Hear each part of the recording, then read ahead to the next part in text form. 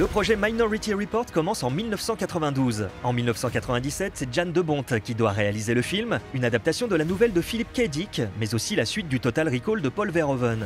Les interventions de Tom Cruise et Steven Spielberg mèneront au remaniement du script.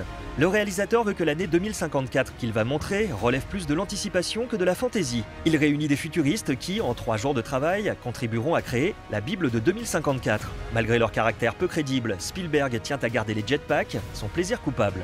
Spielberg a achevé le AI de Kubrick, Tom Cruise a tourné dans son dernier film Eyes Wide Shut. C'est en toute logique que l'on retrouve des clins d'œil au réalisateur d'Orange Mécanique dans Minority Report.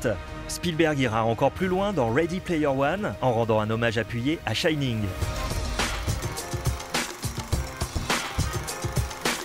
Lorsque Steven Spielberg travaille avec son scénariste Scott Frank, il insiste encore sur le côté sombre du futur qu'il veut dépeindre.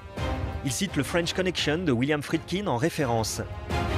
En définitive, afin de toucher un plus large public, ils remanieront notamment la fin du scénario. Mais si le fond s'est édulcoré, l'image, elle, n'en demeure pas moins singulière.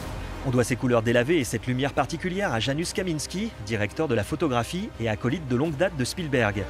Le réalisateur lui aurait dit « Je veux que ce soit le plus moche, le plus sale des films que j'ai tournés ». Il souhaitait aussi donner un certain cachet aux scènes de prédiction et décida de faire appel à une société d'effets spéciaux, Imaginary Forces. Il a suffi au réalisateur de voir une seule de leurs productions pour leur accorder sa confiance. Le générique d'ouverture du Seven de David Fincher. À l'époque, Spielberg disait déjà ne pas s'être payé pour un film depuis 18 ans. C'était aussi le cas pour celui-ci. Plus fort, il a réussi à convaincre Tom Cruise de ne pas être rémunéré non plus, pour ne pas dépasser le budget. Ils ont préféré se partager 15% des recettes, soit plus de 50 millions de dollars.